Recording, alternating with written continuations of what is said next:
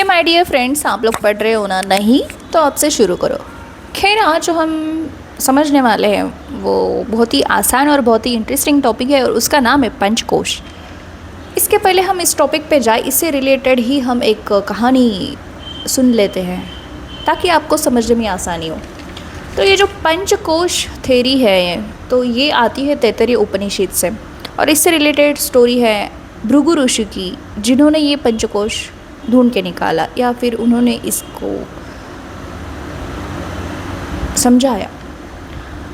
तो समझते उनके मन में ऐसा क्वेश्चन आया था कि आखिर ब्रह्म क्या है, और उस ब्रह्म की खोज करते करते उन्होंने ये कोश जो है 5 वो ढूंढ के निकाले।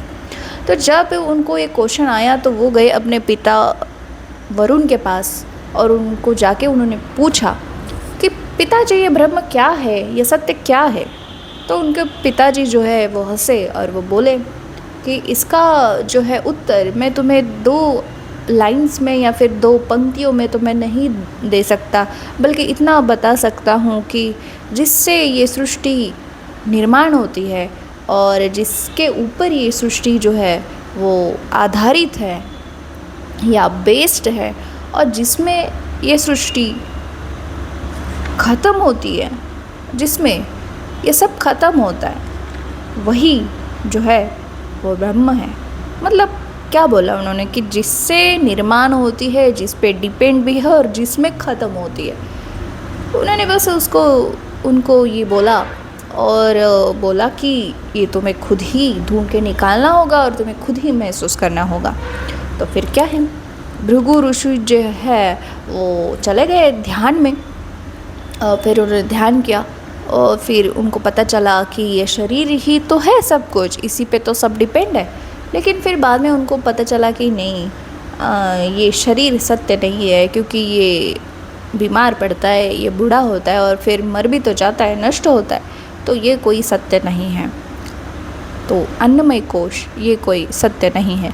फिर से उन्होंने ध्यान किया और फिर उनको लगा कि जो हमारे प्राण हैं वही जो है सत्य है, क्योंकि वही हमारे शरीर को चलाते हैं। पर फिर उन्हें महसूस हुआ कि नहीं, सांस भी जो है हमारी वो कभी रुकती है और हमारा उस पर कोई कंट्रोल नहीं रहता जब हम सो जाते हैं, तो ये भी स्थिर नहीं है। फिर से उन्होंने ध्यान लगाया और फिर उन्हें ऐसा महसूस हुआ कि हमारा जो मन है वही सब कुछ है और वही सत्य है। लेकिन फिर उनको ये एहसास हुआ कि नहीं, मन भी तो बदलता है, वो कभी दुखी होता है, कभी सुखी होता है, कभी स्थिर होता है तो कभी अस्थिर होता है, तो मन भी सत्य नहीं है। फिर उन्हें लगा कि ध्यान जब उन्होंने फिर से किया तो उन्हें लगा कि ज्ञान, नॉलेज ही तो सत्य है। लेकिन फिर उनको ये महसूस हुआ कि नहीं, बुद्धि भी तो भ्रष्ट होती है, वो कभी सही होती है, कभी गलत होती है, तो ये भी अंतिम सत्य नहीं है। फिर जब उन्होंने बाद में ध्यान किया तो उन्हें एक अनुभूति हुई और जो अनुभूति उसमें उनको सिर्फ और सिर्फ शांति, सुकून और ऐसा आनंद महसूस हुआ जो वो शब्दों में वर्णन नहीं कर सकते थे। तो उन्हें लगा यही तो है सत्य, यही तो है ब्रह्म।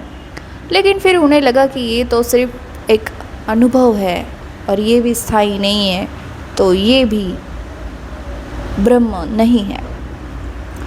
फिर बाद में जब उन्होंने ध्यान किया तब उन्हें लगा कि जो आत्मा इन सब को देखता है, जो महसूस करता है और जो कभी बदलता नहीं, वही तो है ब्रह्म, वही है सत्य।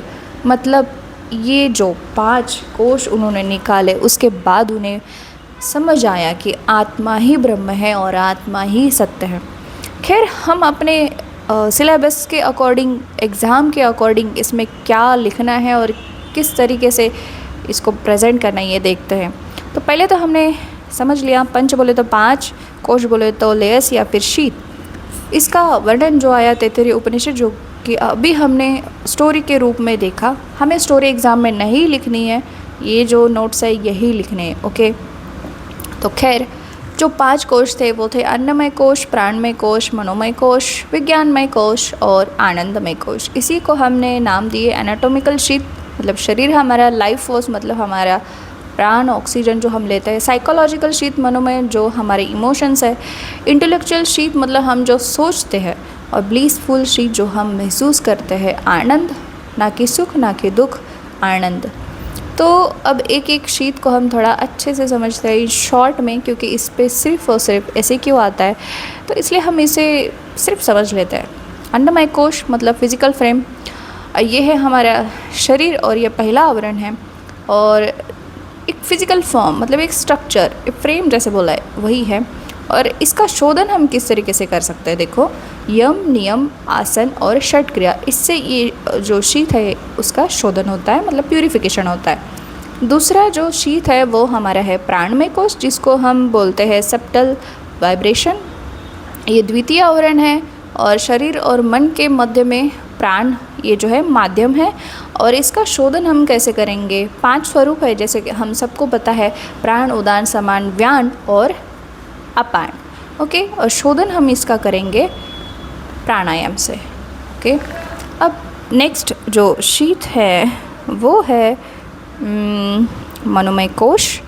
ओके, तो इसको जो है ये सूक्ष्म शरीर का जो है प्रभाव इस पे होता है, और जो भी हमारे इमोशंस होते हैं ये इसी के थ्रू होते हैं, और इसका हम शोधन करेंगे प्रत्याहार से और धारणा से। नेक्स्ट जो शीत है या फिर कोश है वो है हमारा 4th विज्ञानमय कोश, जिसे हम बोलेंगे विजडम या नॉलेज, और सूक्ष्म शरीर का दूसरा भाग मतलब हमारे थॉट्स, यही है विज्ञानमय कोश। और बुद्धि और ज्ञानेंद्रिया ये तत्व है इसका, और शोधन करेंगे हम इसका ध्यान से या फिर मेडिटेशन से। ओके, नेक्स्ट और लास्ट कोश जो है हमारा वो है आनंदमय कोश, और जिसे हम बोल रहे हैं ब्लिसफुलनेस। ओके, तो ईश्वर और जगत को जोड़ने का कार्य ये कोश करता है, और मोक्ष की अवस्था भी इसे मानी गई है, और इसका शोधन होता है समाधि से। तो ये जो है 5 हमारे कोश थे, और यही पंचकोश है। 5 मार्क के लिए जो है ये एग्ज़ाम में पूछा जाता है। होप आप सबको समझ में आ गया होगा, और आपको किसी चीज़ की वीडियो चाहिए तो कमेंट ज़रूर करना, ताकि मैं भी समझूं कि आप कितना पढ़ रहे हैं और आप कितना कनेक्टेड है। Okay, all the best.